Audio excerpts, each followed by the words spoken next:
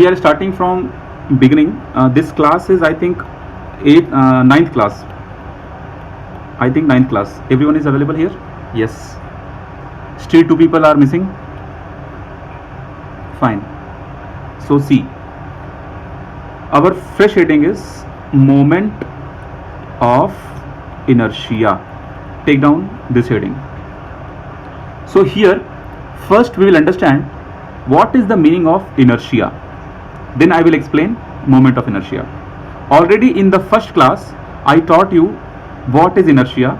Inertia is the property. This property can be from any object. This property can be within you. So inertia is a property by virtue of which we use to maintain our state. I mean to say that if you are happy, let's talk biologically.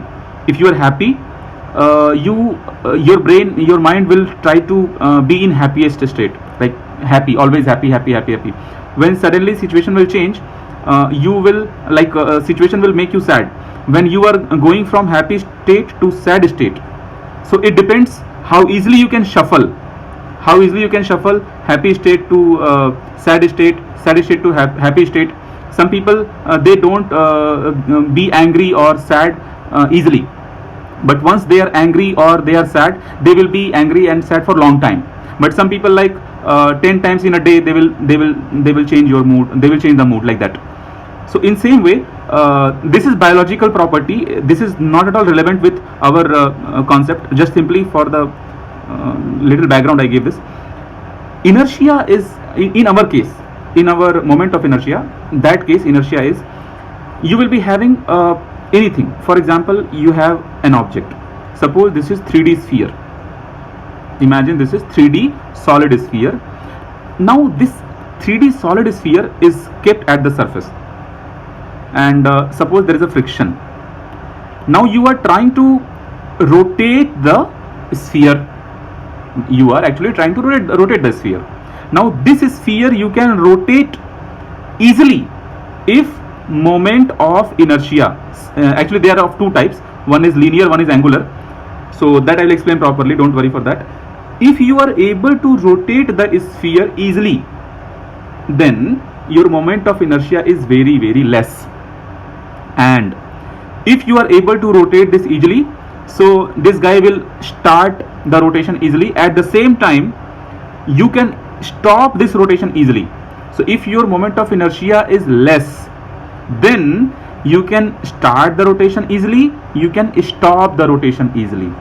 Okay, in same way, so why are we bothering about moment of inertia? Because like in future, when I will teach you the bending, slope, deflection, those things, then if the force is acting here,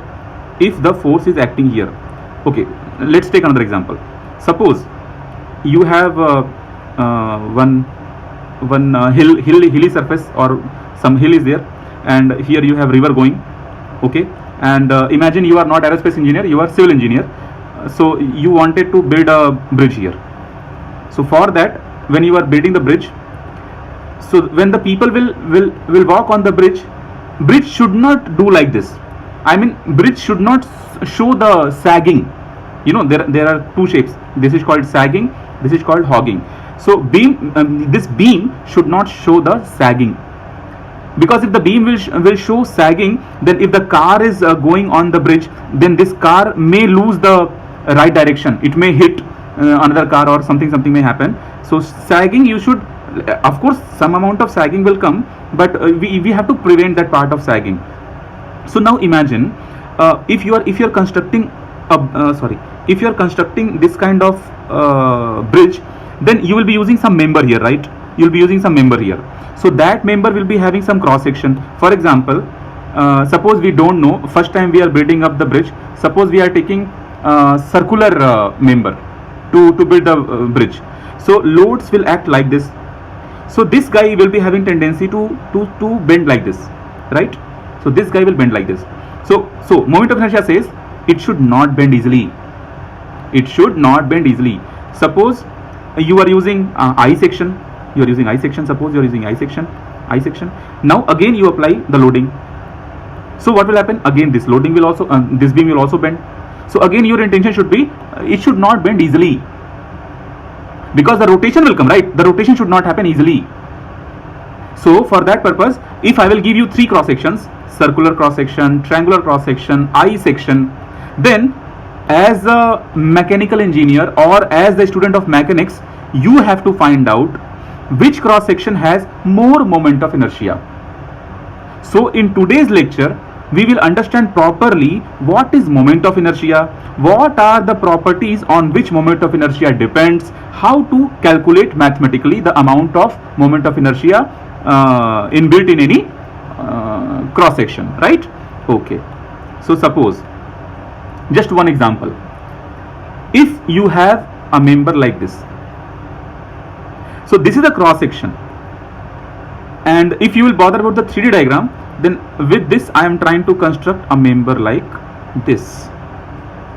Okay, now here in the wall I am fixing the member one side. Now here I will apply the load. So if you will apply the load here, then what will happen? The member will bend like this. It means what? If lengthwise I consider z axis, then you can see your z axis will bend, will come down, and it will be some z dash. Okay, and if I will consider this thickness as a y axis, or let me say x axis, and this thickness if I will say y axis, then I have to define like this: the vertical axis is y, this side axis is x, and lengthwise axis is z. So when you are applying the load, then your beam is bending. Then you check out this black color face, this face is turning like this. What I'm saying, let me explain again. This face will turn like this. So it is turning with respect to this axis. Try to understand. This kind of rotation is coming. I will repeat again. This face I am cropping here, and this is the entire beam. So if you apply load like this, so this face will turn like this with respect to this. So which axis is this? X axis. You can see X axis. So you can consider axis is here, anywhere. That does not matter. It is like kind of, this direction is X direction. At the same time, you find out in which direction you have applied the load. So load we have applied like this.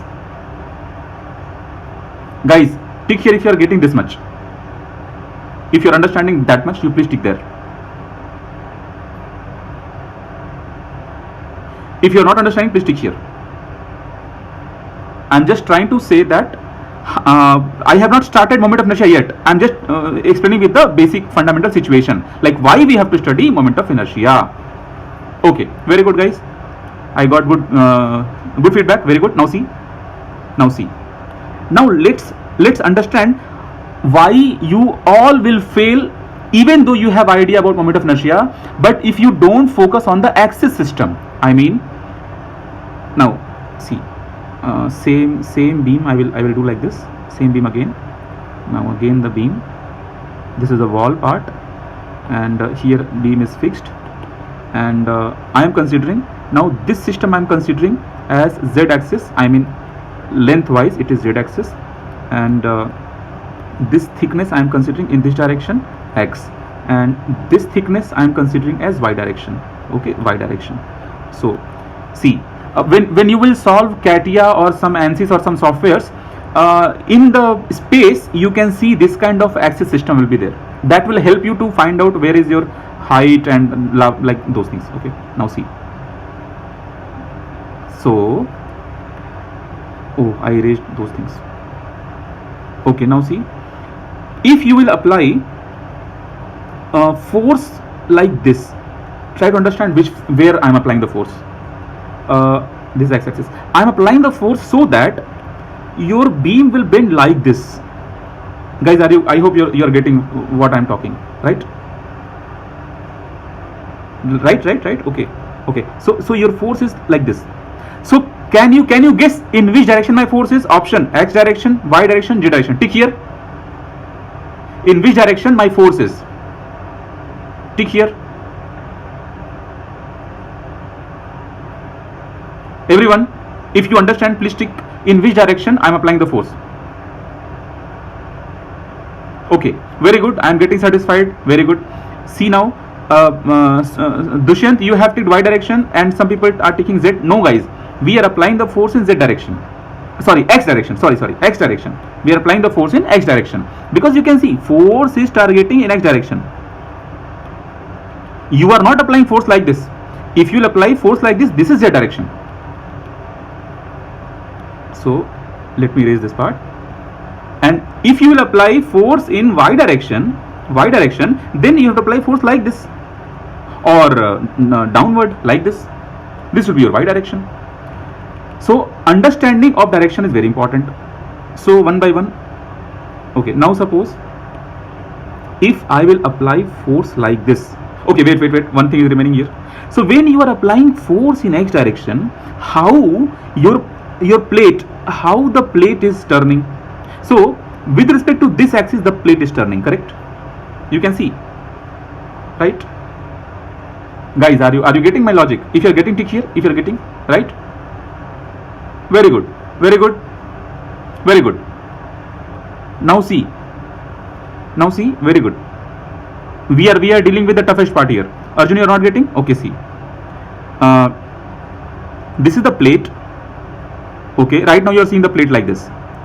If you will turn this part like this and this part like this, with respect to this axis only it is turning, na? Okay, and if you will turn this part like this and this part like this, then with respect to this axis it is turning, right? So you have to know two things: in which direction force is applied. According to that, you will judge fx, fy, fz, and you have to understand with respect to which axis your plate is turning. Which plate? I mean to say the cross section. Okay, Arjun, are you clear now, or you have doubt? Very good.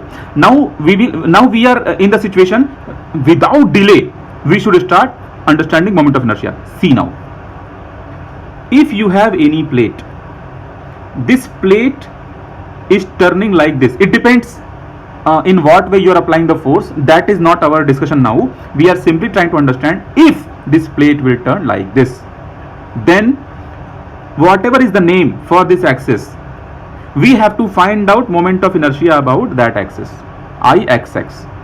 If you are applying force in such a way that your plate is turning like this, and suppose this axis is y, then you have to find out moment of inertia about Iyy. Okay, now see how to find out moment of inertia. About to teach. Understand one more part. Whenever we are finding out moment of inertia for the parallel plate, you have both the freedoms, because if you know the dimension, you can find out Ixx, Iyy. When I will teach you bending concept, not now, when I will teach you bending concept, there I will clear your concept. Under what condition you have to find out Ixx, under what condition you have to find out Iyy. Okay, because both the data will be given in GATE exam. Currently, let's understand how to find out moment of inertia. So we will start the concept of moment of inertia now. So moment of inertia, let's start the class. So you just write one thing here, symbol, two types. You write two types.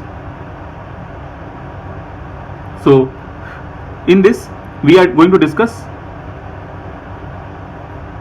I, and another thing is J. This we simply say moment of inertia, and this one we call as polar moment of inertia, Both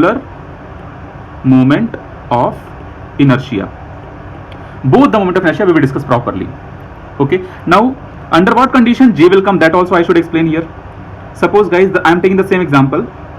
I forgot to explain J, so now I am explaining J. Suppose you have a beam like this. Now see, you have to be master in this topic. Okay, now see, this side my z axis, this side my x axis, this side y axis. If you will apply force like this, your plate will go like this. If you have understood, then judge.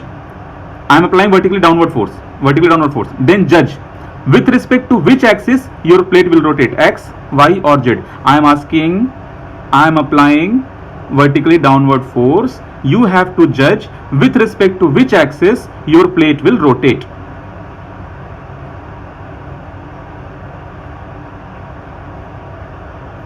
Okay, very good response.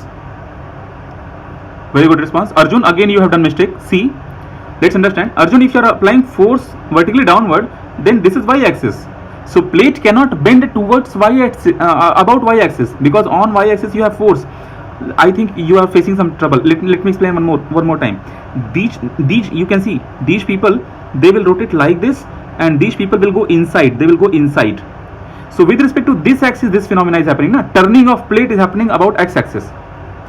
Load is applying on y-axis. Load is being applied on y-axis, but plate is turning about x-axis.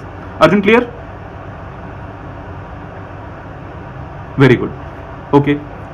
So see, if you will apply load either vertically downward or vertically upward, your direction of rotation will of course be changed, but axis about that it will rotate, it will be same. Now see, if I will apply, let me apply, if I apply force like this, then you guys tick your answer, x, y, z, with respect to which axis plate will rotate. Everyone, please try. Very good response. Arjun, you also try. Very good. Very good, very good. You're not getting Saurav? With respect, see, you are applying the loading. The load is going in this direction, but the entire plate is turning how? You see from the wall. From the wall, your beam will bend like this, and your plate location will be like this. This much clear, Saurav? So you see, these two people, this guy and this guy.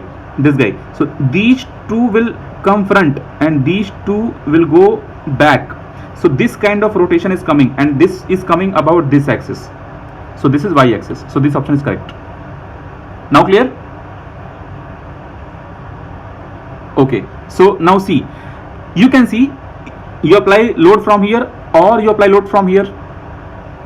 One time like this, okay, and one time like this. I mean to say that about y-axis only the this will happen, rotation will happen. Now you see, we applied about x-axis loading, we applied about y-axis loading, and according to that we found our rotation direction. But guys, if you will apply load on z-axis, that time bending will not happen. That time what will happen? Either tensile or compression. These two phenomena will happen, right? Either tensile force, either compressive force or tensile force. So in that case, if you are applying loading on z-axis, try to understand my logic. If you are applying loading on z-axis, in that case rotation will not happen, guys. Try to understand what I'm saying. Rotation will not happen. If you are agree, tick here. If you apply load on x-axis, rotation will not happen. If you are agree, tick here. If you are not agree, tick here. Okay, very good. See, then there is one more thing that is called torque. T-O-R-Q-U-E, torque. When you apply torque in such a way that x-axis and y-axis, they both will rotate together, but z-axis will not rotate. Z-axis will not change its position. In this case, your entire plate is rotating about z-axis. So this kind of moment of inertia is known as polar moment of inertia. You can also use symbol IZ because plate is rotating about z-axis. If you are clear, tick here, otherwise tick here. I will explain again. Very good. Everyone, confusion? Any confusion? Tick here if any confusion is there. Okay. Now see, Pratik, you have confusion? Okay, I will explain. See, see, from y-axis you can apply force. From z axis you can apply, sorry, from x axis you can apply force. In both the cases plate will rotate either like this or like this, but from z axis you cannot apply force. Sorry, from z axis also you can apply force, but that will not create bending, that will not create bending or twisting. So in that case there is a chance if you'll apply this kind of torque, not the force guys, not the force, torque. If you'll apply torque, then only your the entire plate will rotate like this, like this, like this, like this. So the entire rotation will happen like this about this axis. I will explain again. This is the plate, this is the beam going, and I am saying apply loading like this, so that your this part will turn like this, this part will turn like this, this part will turn like this, and this part will turn like this. So you can see the entire thing is twisting now like this, right? So about which axis it is happening? About z axis it is happening. Which two axes are not able to maintain? The x axis and the y axis. These two people are not able to maintain their position because they are rotating.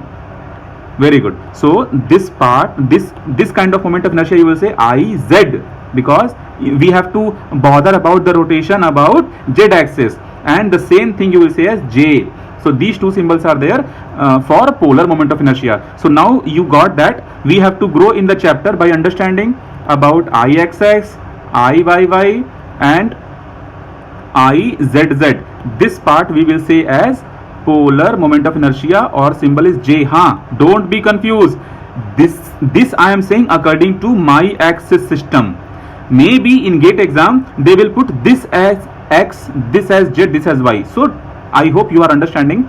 Main thing is, if your axis system is perpendicular to the plane and the plane is rotating, then that will go for polar moment of inertia. I will explain one by one again. Okay. So now let's understand how to find out the values. So we have several types of cross sections. We have circular cross section, we have rectangular cross section, we have I section, we have L section, and some standard sections are there. We will understand. We have ring. Okay. We have the entire rod which can bend. So like that, those things we will understand one by one. So let's understand.